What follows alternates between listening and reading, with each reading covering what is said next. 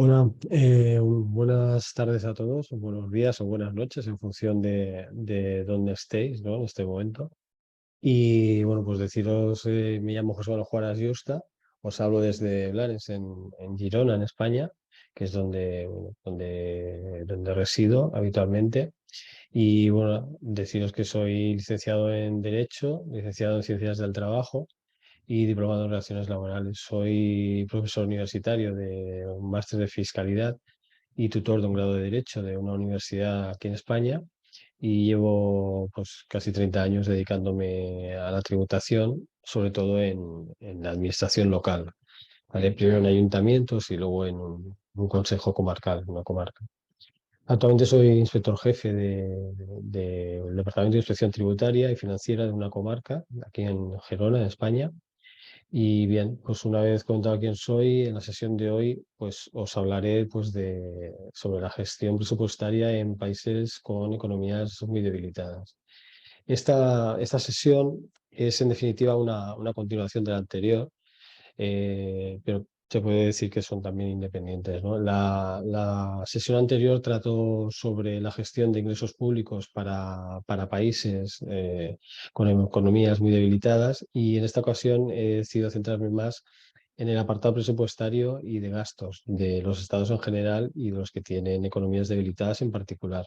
Es decir, la anterior trataba de los ingresos y esta trata de los gastos y el apartado presupuestario.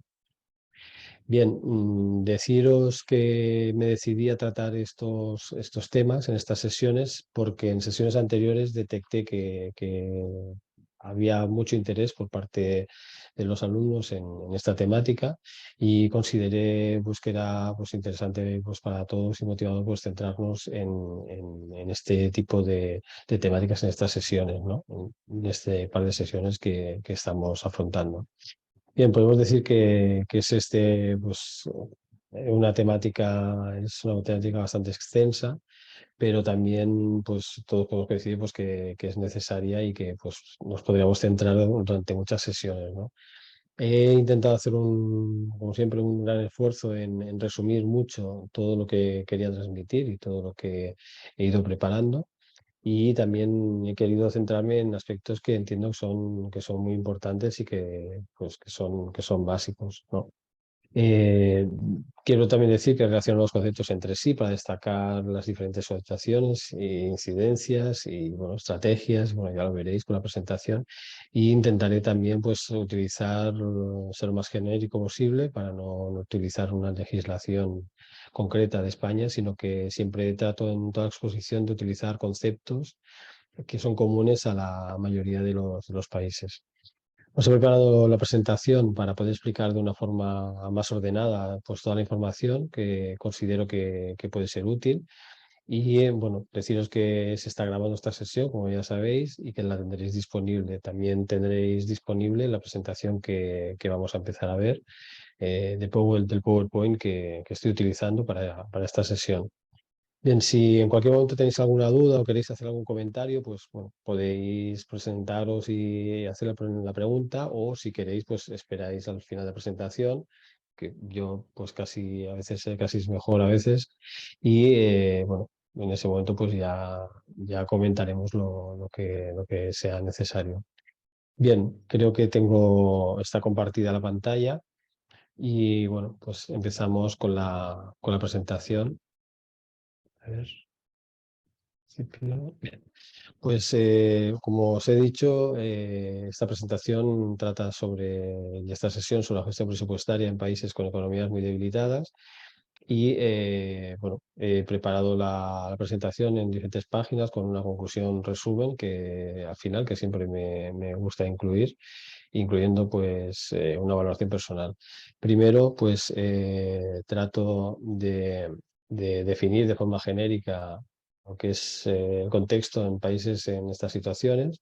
Veremos también los problemas principales de este tipo de economías para poder entender mejor pues, estrategias y medidas e iniciativas, ¿de acuerdo? Luego pues trataremos las diferentes estrategias y veremos pues las medidas a adoptar, así como pues las iniciativas concretas y luego ya pues eh, acabo pues como he dicho pues con una conclusión que se acompaña pues de una valoración personal.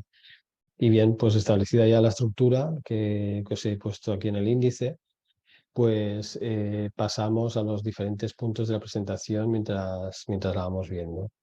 Bueno, bien, en la introducción, pues deciros que bueno, la gestión presupuestaria en países economías muy debilitadas, pues bueno, pues podemos afirmar que es innegable que en un contexto como el actual, pues hay muchos países que se están enfrentando y se enfrentan pues a desafíos económicos que son muy importantes, ¿no?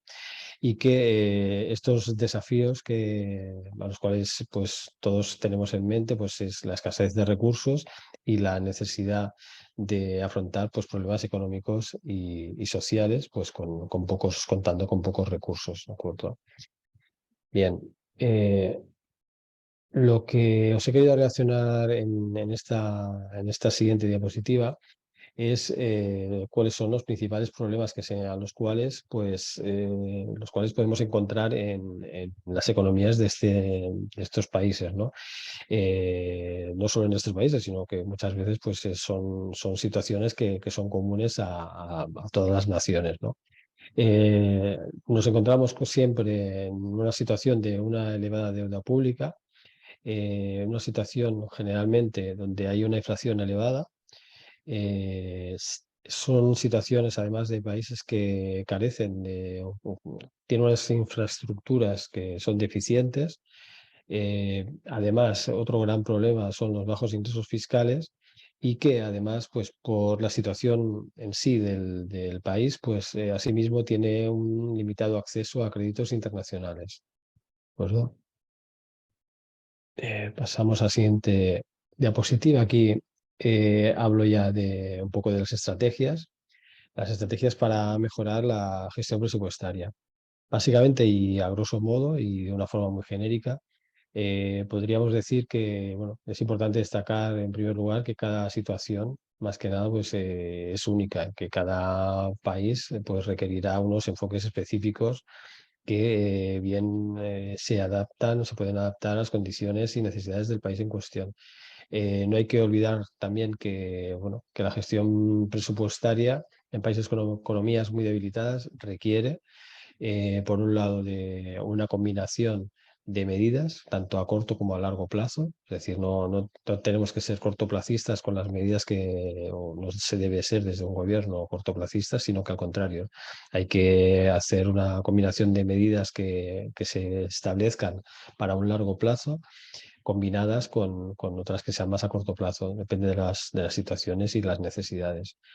Todo ello, pues, se requiere también, evidentemente, un compromiso y liderazgo político para implementar las reformas que sean necesarias, pues, para mejorar en la economía. Se requiere también un impulso de la recuperación económica del país y todo ello, para mi gusto, pues siempre me gusta recordarlo, pues la finalidad siempre es o acaba siendo pues mejorar la calidad de vida de la población. Bien, pasamos a la siguiente diapositiva. Dentro ya de lo que son las estrategias en sí, y de una forma ya más concreta, pues he querido relacionarlas, las que he entendido que son destacables y bueno, pues afirmar pues que para mejorar la gestión presupuestaria en estas situaciones, recordemos pues en países con economías muy debilitadas, se podrían considerar las siguientes estrategias. ¿De acuerdo? Primero, una estrategia sería la priorización y focalización. Es decir, es esencial priorizar los gastos en áreas críticas, como por ejemplo salud, educación, servicios sociales básicos y programas de apoyo a sectores que entendamos que son los más vulnerables de la población. Focalizar los recursos en estos sectores puede ayudar a mejorar las condiciones de vida de la población y además a fomentar el desarrollo a largo plazo, pero además no un desarrollo cualquiera, sino que tiene que centrarse también en que sea un desarrollo sostenible en el tiempo. Es decir, se busca que sea sostenible en el tiempo y a largo plazo. no a corto y que sea algo intenso y que sea destructivo, entre comillas, pues para el medio ambiente, etcétera.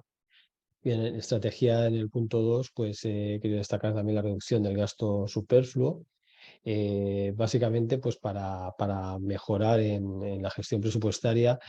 Está claro que hay que cuestionar aquellos gastos que se determinen como innecesarios, y hay que también al mismo tiempo reducir la burocracia que pueda pues liberar recursos y que estos recursos puedan ser destinados a otras áreas más necesitadas, ¿no?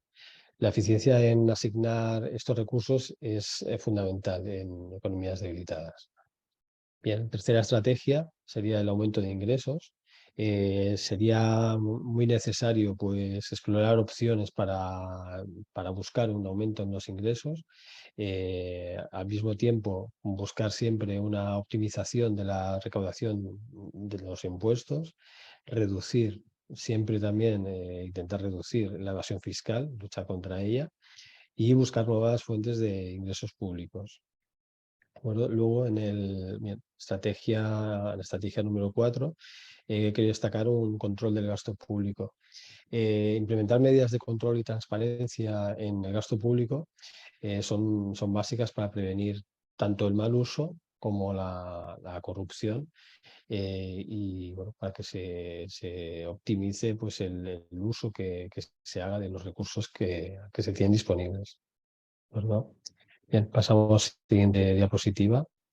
La estrategia número 5 que quería destacar es la estrategia de buscar una cooperación internacional a través de intentar buscar un apoyo y una cooperación internacional, siempre pues, a través de programas de asistencia financiera y técnica, y tanto de organismos internacionales como de países desarrollados que, bueno, pues a menudo pues suelen proporcionar ayuda a países que en situación de dificultad económica, ¿no? En la estrategia número 6, he querido destacar una planificación a largo plazo, centrarnos en ella, porque desarrollar planes presupuestarios a largo plazo que aborden los problemas estructurales de la economía y al mismo tiempo que fomente la estabilidad fiscal y financiera en el futuro. Bueno, siempre una planificación a largo plazo ayuda a que sea más comprensible cuál es la intención y cuál es la finalidad de las medidas que se toman. Aparte, pues son siempre medidas que deben ser revisables y que pueden ser pues, en todo momento pues, mejorables, ¿no? La estrategia número 7 que quería destacar es el estímulo económico selectivo. En algunos casos pueden ser necesarias medidas que sean de estímulo económico que puedan estar enfocadas para reactivar sectores específicos de la economía y que estos sectores puedan contribuir tanto a un mayor crecimiento como a la generación de empleo. Pues, ¿no? Bien, pasamos a la siguiente página. Bien, ventajas eh, de establecer estrategias, no sé, serían pues tener una visión clara y objetivos definidos. La estrategia a largo plazo proporcionan una visión clara del futuro deseado y al mismo tiempo pues establecen unos objetivos específicos y que tienen que ser en todo momento alcanzables, ¿no? O sea, tiene que ser algo que realmente pueda llegar a ser asumible, ¿no? Para el país. Esto permite orientar de una mejor manera las políticas y las acciones hacia unas metas, hacia unos objetivos, pues que sean más concretos y siempre pues que sean medibles, ¿no? Otra ventaja sería la estabilidad y consistencia. Bien, las estrategias a largo plazo brindan indiscutiblemente una estabilidad y una consistencia en la dirección económica y en la dirección política del país. Y ello pues ayuda a crear un entorno pues que pasa a ser más predecible, ¿no? Para los inversores y que fomenta la confianza en el país. Todo ello lo que puede hacer, la consecuencia, ¿no? Positiva, suele ser que se atraen inversiones y que se promueve el crecimiento económico sostenible, ¿no? Es indiscutible que, sobre todo cuando hablamos de empresas que sean multinacionales y que y que buscan algún país donde establecerse o donde incrementar su actividad, pues es indiscutible que mientras más estable sea el país y estén más claras cuáles son las pautas económicas y políticas del país, pues el inversor pues, tomará pues, con mayor conciencia la decisión de invertir en este estado. ¿De acuerdo? Bien, la tercera ventaja que he querido destacar es la planificación adecuada. Con estrategias a largo plazo es posible realizar una planificación más óptima de tanto de los recursos como de los programas gubernamentales. Y ello pues permite asignar de una forma más eficiente los recursos y garantizar que se usen de la mejor manera posible para lograr aquellos objetivos que hayamos establecido.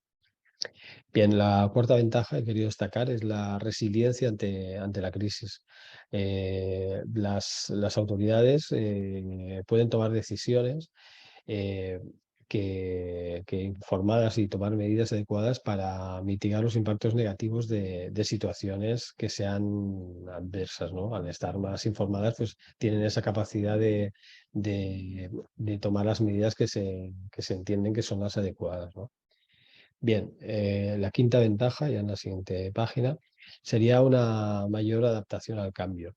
Las estrategias a largo plazo permiten que un país pues, pueda adaptarse de una forma más cómoda a aquellos cambios y desafíos que puedan surgir a lo largo del tiempo, independientemente pues, de su naturaleza, ¿no? Con una visión clara del futuro es posible que se puedan realizar ajustes y modificaciones tanto en las políticas como en las acciones para mantener la relevancia y la efectividad al mismo tiempo pues, de las medidas que se decidan adoptar. La ventaja número 6 sería el consenso y participación. Bien, la voluntad de desarrollar estrategias a largo plazo muchas veces es muy útil si se involucra a los diferentes actores tanto de la sociedad civil, sector privado o como expertos, ¿no?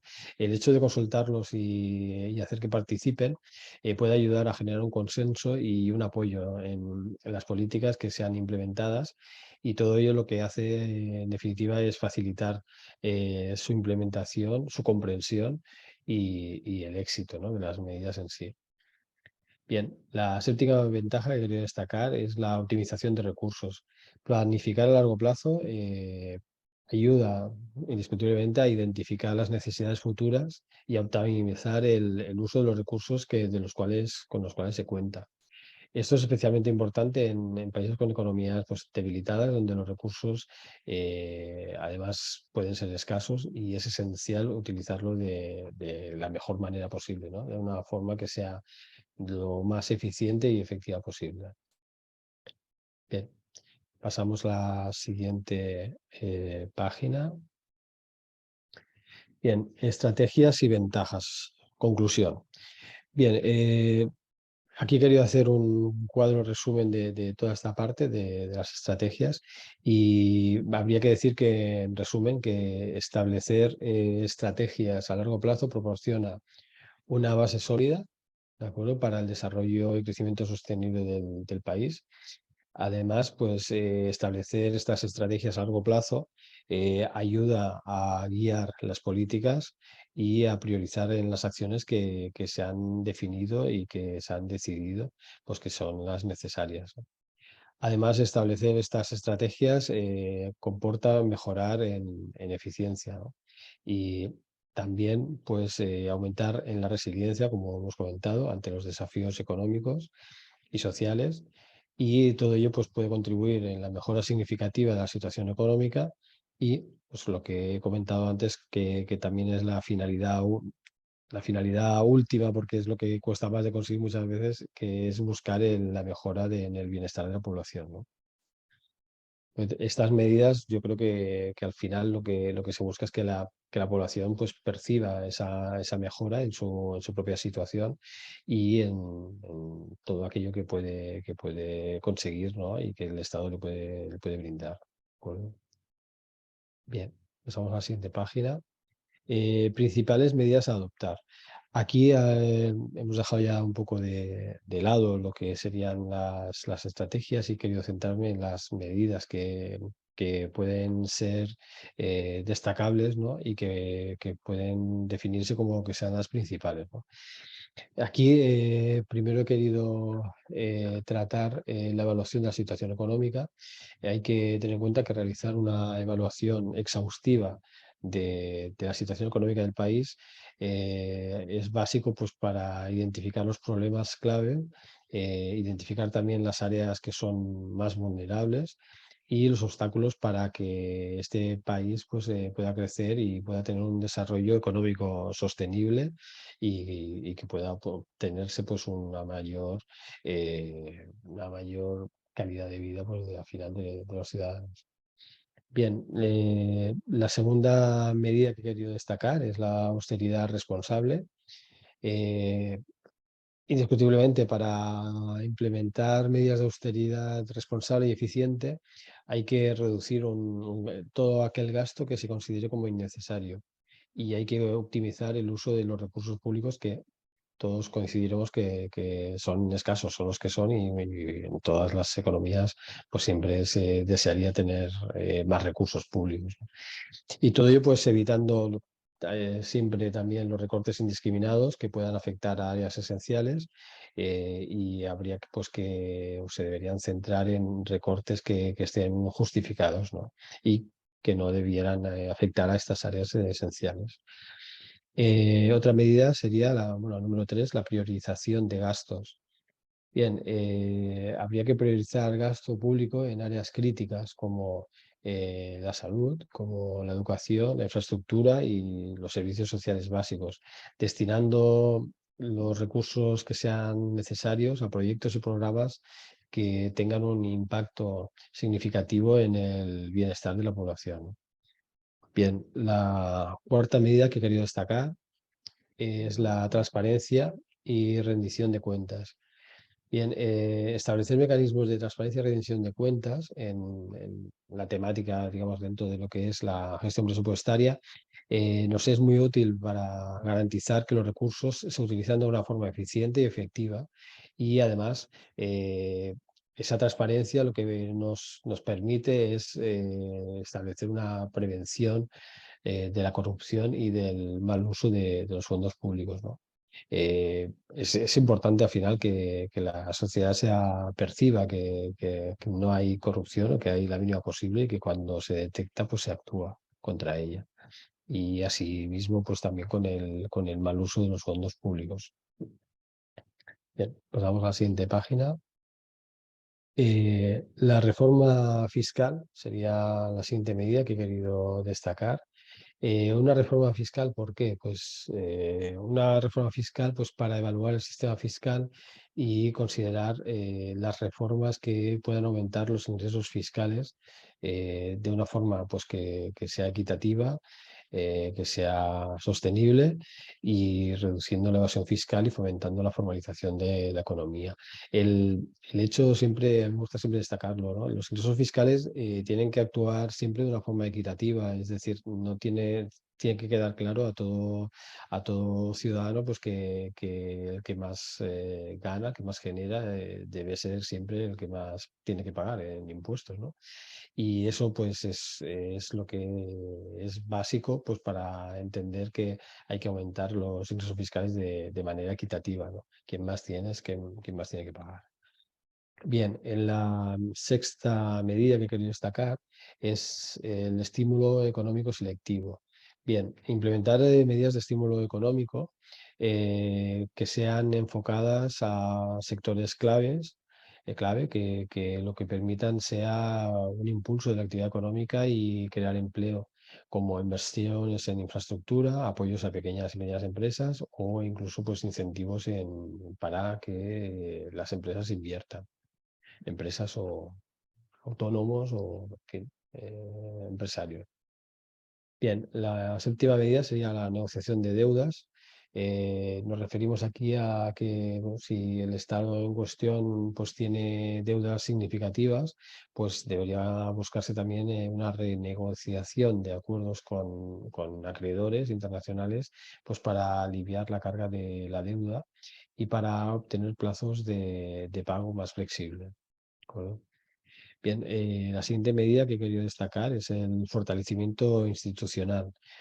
Eh, el fortalecimiento institucional hay que tener en cuenta que lo que comporta es una mejora de la capacidad institucional del país para planificar y para ejecutar el presupuesto, asegurando que los procesos pues, sean transparentes, eficientes y efectivos. Paso a la siguiente diapositiva. Aquí la novena medida que quiero destacar es la medida de la educación financiera y el empoderamiento. Bien, promover la educación financiera entre la población es también importante pues, para generar una mejor comprensión de la gestión presupuestaria y también pues, una mejor comprensión de lo importante que es. Y también pues, sirve para fomentar la participación ciudadana en la toma de decisiones presupuestarias. Bien, la medida número 10 sería la cooperación internacional, eh, pues buscando apoyo y buscando una cooperación internacional a través, pues como hemos comentado un momento también antes, a través de programas de asistencia técnica y financiera de organismos multilaterales y de países desarrollados. Bien, la siguiente página, que es la página número 14. Aquí he querido hacer recopilar así muy a grosso modo las principales medidas a adoptar, resumen y conclusión de este apartado. Bien, es importante destacar, y esto no hay que olvidarlo, ¿no? Que cada país tiene sus propias circunstancias y desafíos específicos, por lo que las medidas a adoptar siempre deben de adaptarse a la realidad del país en cuestión y a las necesidades particulares de cada economía. Además, la implementación exitosa de estas medidas requiere también siempre de un compromiso político y el hecho pues, también de que colaboren diversos actores, como hemos visto antes, tanto el sector privado como expertos, ¿no? Como asociaciones que pueden aportar todo pues, para colaborar en la mejora. Y todo ello pues, buscando siempre un enfoque integral en la gestión económica y presupuestaria. Bien, pasamos a la siguiente página. Aquí he querido tratar también lo que serían las iniciativas concretas. Pasaríamos a la acción, digamos, ¿no? Y buscaríamos qué tipo de iniciativas podemos concretar para mejorar los presupuestos de países con economías muy debilitadas. Es necesario pensar, desde mi punto de vista, muchas veces de pensar de una forma imaginativa y creativa para encontrar soluciones que podemos entender que sean innovadoras y que se adapten a las circunstancias únicas, podríamos decir, que hay muchas veces de cada país, ¿no? Algunas de las iniciativas imaginativas que podrían considerarse, pues podría ser, por ejemplo, las he enumerado también. En la primera he querido tratar pues, lo que sería la innovación en ingresos fiscales. ¿Cómo? Pues bien, es posible explorar opciones para diversificar fuentes de ingresos fiscales. Por ejemplo, podría considerarse implementar impuestos verdes o impuestos a industrias extractivas que ayuden a generar ingresos que podemos entender que son ingresos adicionales, ya que no se estaban practicando muchas veces, y que esta actuación pues, también fomenta pues, prácticas que sean más sostenibles, ¿no? Otra iniciativa concreta sería la economía digital.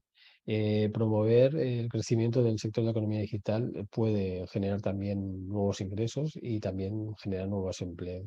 Facilitar el comercio electrónico, apoyar las startups tecnológicas y desarrollar infraestructura digital son, entre otras, algunas de las medidas que podrían, sin duda, pues, impulsar este sector. Bien, la tercera iniciativa que he querido destacar sería lo que se conoce como la economía circular, que es fomentar modelos económicos circulares que lo que se consigue con ellos pues, es reducir costes y mejorar la eficiencia en el uso de recursos, ya que se utilizan, digamos, simultáneamente. Se trata de impulsar la reutilización, el reciclaje y la reducción del desperdicio que pudiera tener un impacto positivo en el presupuesto a largo plazo también. La cuarta iniciativa concreta serían las alianzas público-privadas. Eh, Estas alianzas lo que buscan son asociaciones con el sector privado para desarrollar proyectos de infraestructura y servicios. Ello pues, puede permitir que el gobierno aproveche esta experiencia y los recursos del sector privado sin tener por ello que asumir todos los costes. En definitiva, pues sería un win-win, ¿no? Que ya podríamos llamar, que es una inversión en infraestructuras que puede pues, beneficiar al sector privado que haya en una determinada zona y que al mismo tiempo pues, beneficia al sector público, al gobierno, porque no tiene que asumir todo el coste de dicha infraestructura. La quinta iniciativa concreta que he querido destacar es el turismo sostenible, porque sin duda el hecho de promover el turismo sostenible puede ser una fuente de ingresos destacable y significativa para muchos países. Desarrollar destinos turísticos también hay que decir que deberían ser responsables y atractivos, que ello puede generar divisas y empleo y que además pues, se debería fomentar la protección del medio ambiente y de la cultura local también. Paso a la siguiente página. Eh, la siguiente iniciativa sería la sexta, serían monedas digitales. Bien, todos tenemos en mente pues que hay muchas monedas digitales y no por ello pues hay que olvidar que se puede explorar la posibilidad de emitir monedas digitales respaldadas por el gobierno pues para facilitar transacciones y reducir costes en el sistema financiero. En definitiva, hay gobiernos pues, que están explorando esta posibilidad y que no se haga público, pero se está valorando cuál es el camino de las monedas digitales y cuál puede ser la evolución en su uso. Bien, la séptima medida serían programas de inversión social con incentivos. Estaríamos hablando de implementar programas de inversión social a través de incentivos fiscales pues, para empresas que inviertan en proyectos y que estos proyectos tengan un impacto que sea positivo tanto en la comunidad como en la economía. Bien, los fondos soberanos de inversión sería la iniciativa número 8, que bien, establecer fondos soberanos de inversión sirve para gestionar ingresos provenientes de recursos naturales y asegurar su uso y que este uso pues, sea responsable y sostenible pues, para futuras generaciones. La iniciativa que quería destacar, como número 9, la deuda social, que viene a ser negociar acuerdos de deuda que incluyan componentes de alivio pues, para inversiones en áreas críticas, pues como hemos dicho antes, ¿no? Pues como salud, educación y desarrollo. La iniciativa número 10 serían incentivos para la innovación. Es importante, es muy a menudo pues, resulta muy interesante implementar incentivos fiscales para que tanto empresas como industrias inviertan en investigación y desarrollo. Y ello pues, podría impulsar la innovación y la creación de productos y servicios con valor agregado. Bien, paso a la siguiente diapositiva. Conclusión y valoración personal de este apartado, de estas medidas. Habría que afirmar, pues que hay que afirmar que estas iniciativas, evidentemente, requieren un análisis cuidadoso y planificado, pues para poder evaluar tanto si son viables como si pueden ser efectivas y siempre en cada contexto específico, ¿no?, de cada país, ¿no? Además, el compromiso político, la colaboración con diversos actores, la transparencia y la gestión son fundamentales para el éxito, pues, de iniciativas, de cualquier iniciativa que busque, pues, mejorar los presupuestos en países, pues, con economías debilitadas. Bien, paso a la siguiente página. Y bueno, aquí es la parte final, pues, de la presentación. Eh, yo en la parte final siempre hago una especie de resumen, de conclusión y me gusta, pues, finalizar con una valoración personal.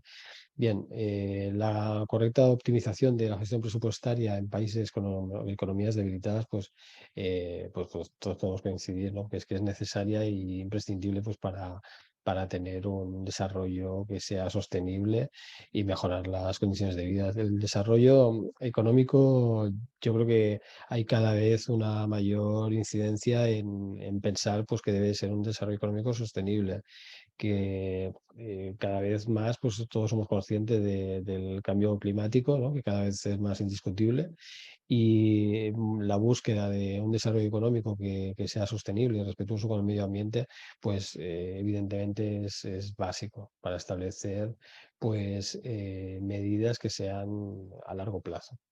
Las estrategias se pueden superar la con las limitaciones y alcanzar beneficios significativos. Bien, hay que afirmar, pues, que también que la gestión optimizada de los presupuestos públicos, pues, como hemos comentado, pues, puede impulsar el crecimiento económico, generando recursos, pues, para invertir tanto en infraestructuras como en educación, como en salud, como reducir la pobreza y evitar o disminuir en lo posible las desigualdades. Los logros, pues, requieren un enfoque integral y una voluntad política y capacidad institucional para superar desafíos como la resistencia al cambio, ¿no?, y la complejidad en cuanto a la evasión fiscal. En definitiva, la gestión presupuestaria puede ayudar y mucho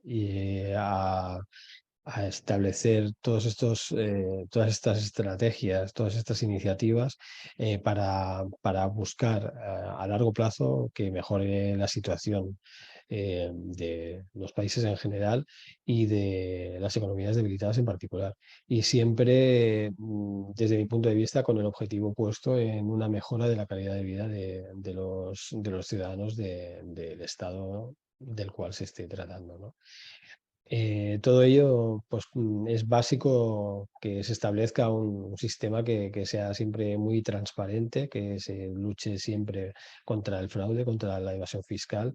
Y bueno, hay medidas, pues, que se me han ocurrido también aparte, ¿no? Y una de ellas que yo he comentado alguna vez también es el favorecer que se establezca el uso de métodos de pago con tarjetas de crédito, tarjetas de débito, el tener que ir a un establecimiento, ¿no?, y que no te digan que no te pueden cobrar con esa tarjeta, ¿no? Todo lo que se paga con una tarjeta de crédito, o una tarjeta de débito, pasa por la contabilidad de ese establecimiento y es más difícil que se genere una evasión, un fraude, ¿de acuerdo? Entonces, hay países como Italia, aquí en Europa, que han establecido la obligatoriedad de los negocios, de las actividades económicas, de tener siempre disponible como método de pago eh, terminal para poder pagar con tarjeta, ¿no? Y es sancionable el hecho de querer pagar con tarjeta y que no te quieran cobrar, ¿no? Entonces, parece que lo que se está buscando es generar un dinero, ¿no?, que no pague impuestos, ¿no? En países del norte de Europa, como en Suecia y en Dinamarca, pues, van más allá y lo que buscan directamente es eliminar el dinero físico y ya tienen algún calendario, pues, para ello, ¿no? Todo lo que sea eliminar el dinero físico, pues, todas las transacciones, pues, quedan registradas y dificulta, en gran medida, pues, que haya un fraude y que haya una evasión fiscal, ¿de acuerdo? Bien, y hasta aquí, pues, estaría la presentación. Ahora, si os parece, voy a ir al chat a ver qué preguntas se han ido produciendo durante toda la presentación y bueno, pues voy a intentar ir dando respuesta en la medida de lo posible pues a lo que se haya ido planteando, ¿no? Bien, veamos. Buenas tardes, buenas tardes.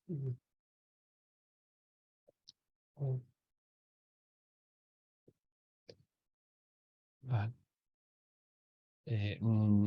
Parece que había problemas con el sonido. ¿Me estabais escuchando todos? ¿O sí?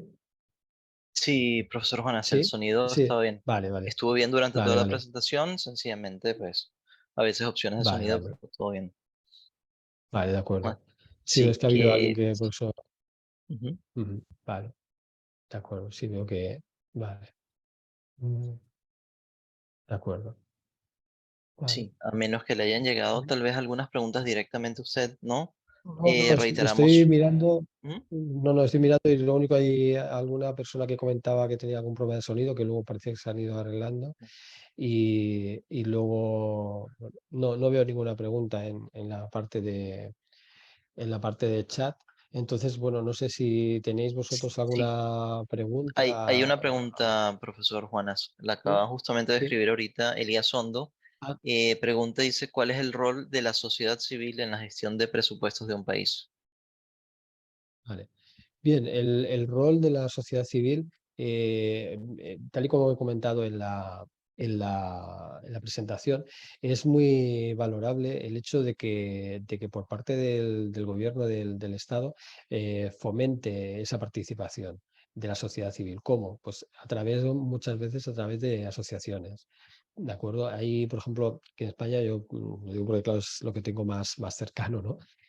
Aquí, por ejemplo, hay asociación de discapacitados. Pues bien, pues la asociación de discapacitados pues, necesita pues, una serie de inversión, pues, por ejemplo, en favorecer el acceso a través de las aceras, perdón, en suelo público. Entonces, todo ello lo que hacen es establecer pues, reuniones con el gobierno para poder intentar hacer llegar esas inquietudes o esas necesidades. Eh, ¿Cómo lo hacen? Pues, por ejemplo, aquí hay una asociación, que es la asociación, que es la ONCE, que es una asociación de personas invidentes, que venden pues, unos cupones, ¿no? Y que son un sorteo que se hace diariamente. Y esta adaptación del suelo público se hace en parte pues, con la colaboración de esta asociación y ello pues, afecta y beneficia pues, a los presupuestos públicos, ¿no? También hay indiscutiblemente una mayor recepción en cuanto a las necesidades que recibe el gobierno cuando una asociación que forma parte de la sociedad civil pues tiene una inquietud, una necesidad y bueno, una iniciativa pues para fomentar pues una mejora presupuestaria entre otras iniciativas, ¿no? Muchas veces, pues lo que hemos comentado antes de la economía circular o el reciclaje, o al final son iniciativas que yo creo que a todos los niveles, ¿no? En una administración, yo trabajo, como os he comentado, en una administración y yo creo que habría que fomentar siempre a todos los niveles la aportación de cualquier trabajador, cualquier funcionario en este caso, o en una empresa privada, ¿no? La opinión de todos es válida y había un empresario hace muchos años, un alto ejecutivo, que decía que el que más sabía de un puesto de trabajo era el propio trabajador, es decir, era aquel que podía detectar más cuál era aquella necesidad o aquel hecho diferencial que podía hacer que comportase una mejora en la productividad de su puesto de trabajo, evidentemente, ¿no? Le faltaba la visión global, pero sí que podía concretar pues, medidas de mejora, ¿no? Y muchas veces falta eso, ¿no? Falta el reconocimiento de aquellas iniciativas, sean de la sociedad civil o sean de cualquier trabajador, ¿no? Y que cualquier iniciativa, pues yo creo que siempre hay que valorarla, hay que, pues si se toma esa iniciativa, pues hay que decir, pues, bueno, es genial esta aportación y si es que no, pues hay que decir el por qué no se puede hacer, ¿no? O se valora como que comporta algún problema, ¿no? Bien, si tenéis alguna, a ver, esto, una explicación. Bien, veo aquí un comentario interesante, la explicación, como con lo que he visto a lo largo del tiempo, en países donde se produce más dinero, llámese persona natural o empresa, siempre hay polémica porque siempre la empresa produce más y paga más en impuestos, a diferencia de la persona natural que paga menos. Pues no es equitativo y esto conlleva algo de impuestos, ya que el que produce más también tiene más gastos.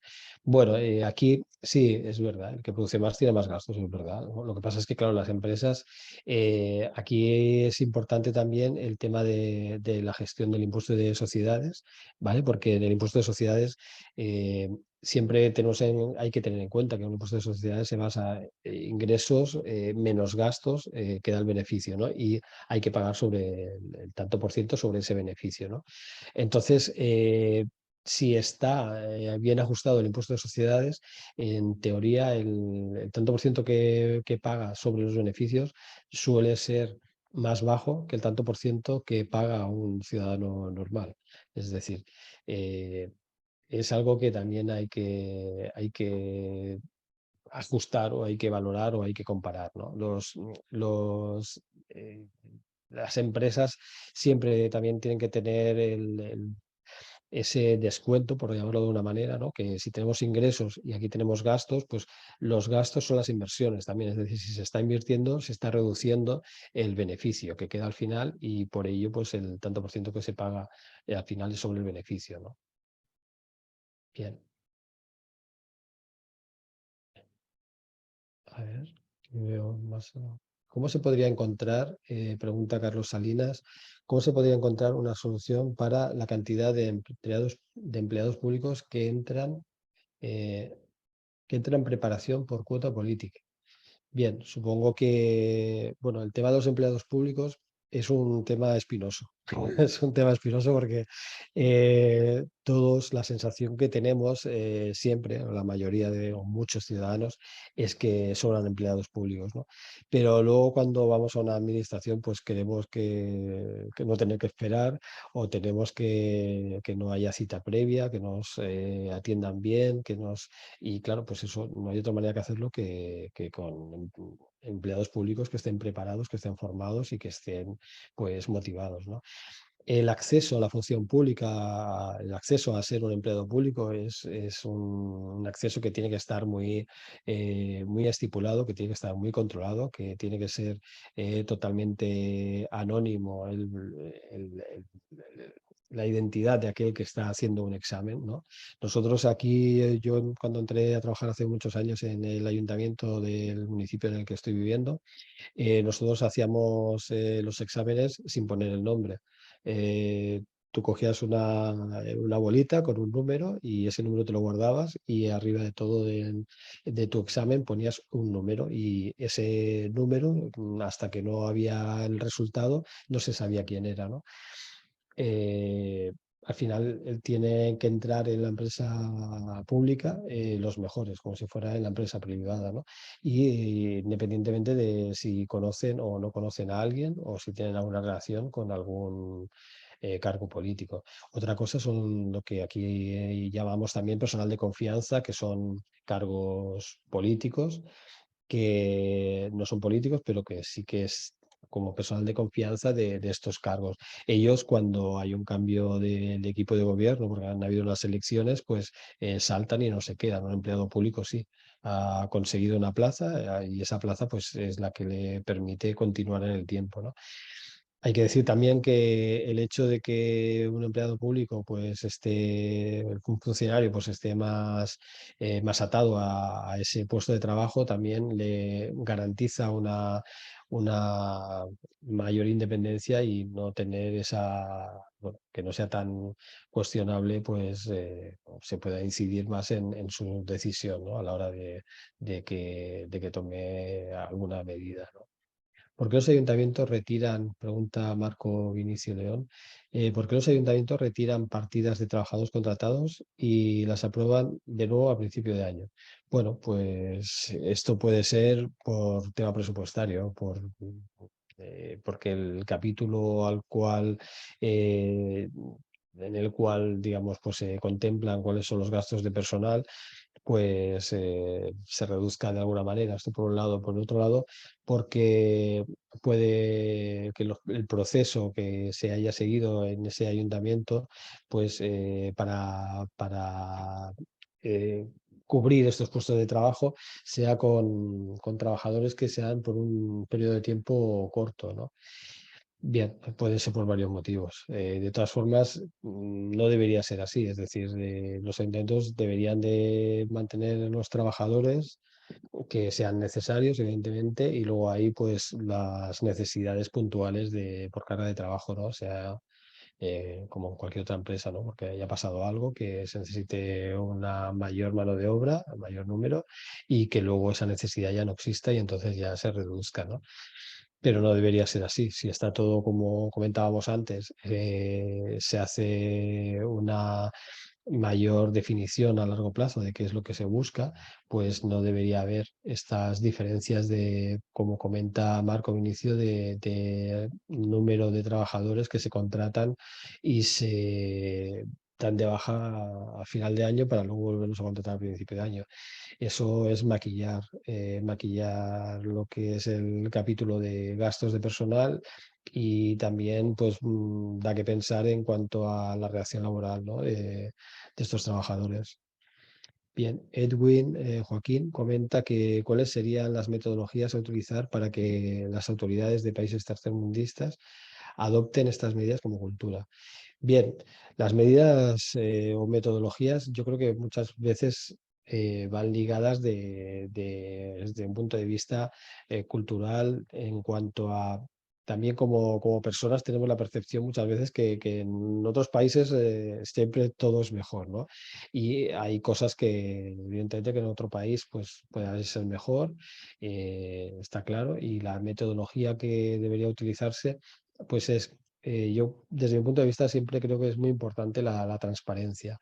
Es decir, que la transparencia en la gestión, que el ciudadano vea claramente que sus impuestos los está percibiendo, porque hay una inversión, por ejemplo, en un hospital que en una zona donde antes no había, o porque se ha ampliado, o porque se han mejorado las infraestructuras. Es decir, nosotros como ciudadanos, mientras percibimos que nuestro dinero se va destinando a cosas a las que se determinan como más necesarias, yo creo que todos más o menos pues no nos importa pagar, ¿no? Pagar lo que corresponda, ¿no? En función de los ingresos que hemos tenido, ¿no?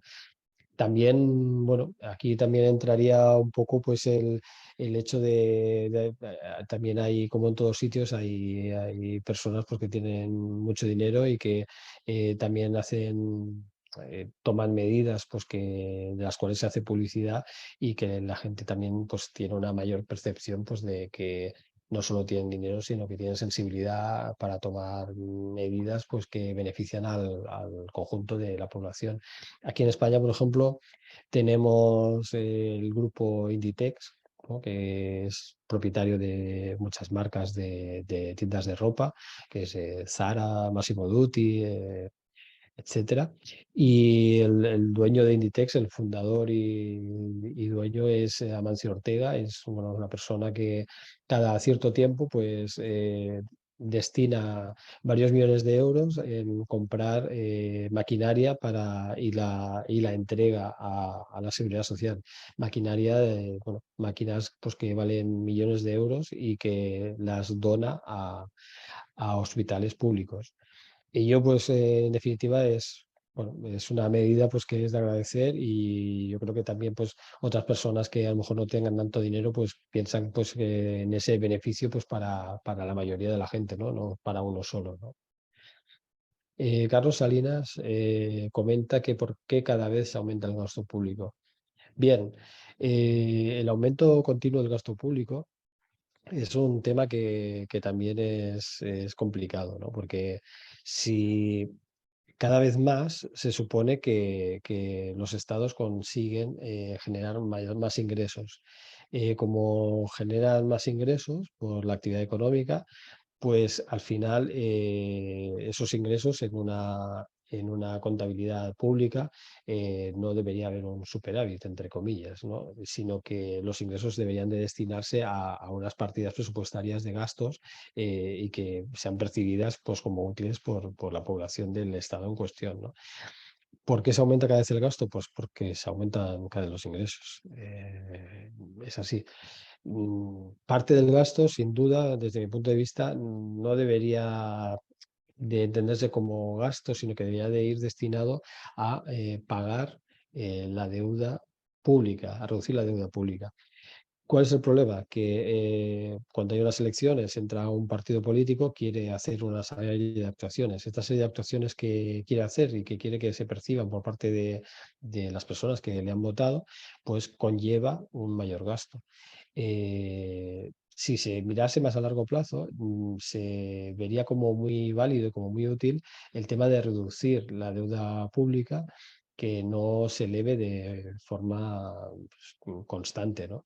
Debería de ir una partida de gasto importante para que se vaya reduciendo. ¿Qué pasa? Que entonces la población tendría la sensación de que se hacen pocas cosas con su dinero, porque esa reducción del gasto público no lo ve, lo que percibe es que no se hacen cosas, ¿no?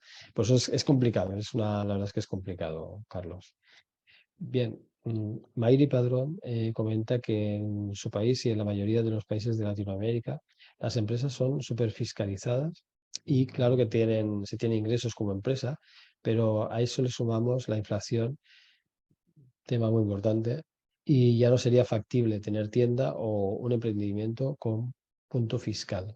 Por eso es que ahora se prefiere vender por redes sociales y estás evitando pago de impuestos y sería una pérdida de ingreso fiscal para el país. Bien, en este tema, eh, el tema de las tiendas, yo estoy de acuerdo. Cada vez para un emprendedor tener que abrir o querer abrir una tienda es cada vez más complicado porque por redes sociales, por el comercio electrónico se pueden obtener casi todos los productos, no así los servicios, no tanto, pero sí los productos. Entonces los productos podemos comprar, lo tenemos rápido y a un precio más bajo.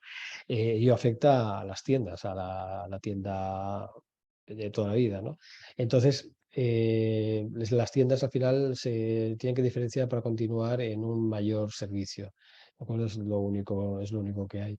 Y luego, lo que comentas, que tienes toda la razón, que sería una pérdida de ingreso fiscal para el país si cada vez se vende más a través de estas redes, comentas sociales, pero bueno, más que nada son a través de este comercio electrónico.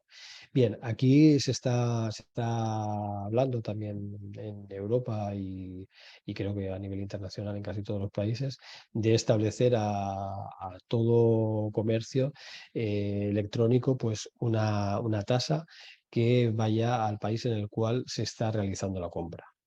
¿Vale? Porque internacionalmente donde pagan los impuestos las grandes empresas, al final acaba siendo de comercio electrónico, acaba siendo en países con una presión fiscal más reducida, por decirlo así. Entonces, no se acaba detectando que se ingresa nada, entre comillas, en el país en el cual se ha hecho la compra. ¿De acuerdo? Que es lo que estás comentando. Yo creo que es cuestión de tiempo que se llegue a un acuerdo, igual como en temas de inteligencia artificial se está tratando también de cómo se regula. Yo creo que también es hora de que se llegue ya a un acuerdo para que todo dinero que se gaste en un país, pues en definitiva se quede un tanto por ciento de ese dinero en ese país. ¿De acuerdo? Independientemente de dónde esté la sede de la empresa. Vale. Bien. Me parece que no hay ninguna pregunta más a través del chat. No sé si tenéis alguna. mm, ¿Alguna pregunta más?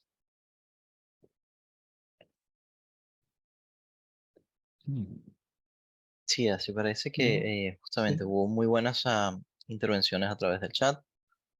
Si Ujú, alguien más, tenemos tal vez tiempo para una última pregunta para cerrar, y porque ya estamos sobre la hora. Y si no, pues hubo de todas maneras buenas intervenciones. Tuvimos casi 20 minutos de preguntas y respuestas, así que fue excelente sí.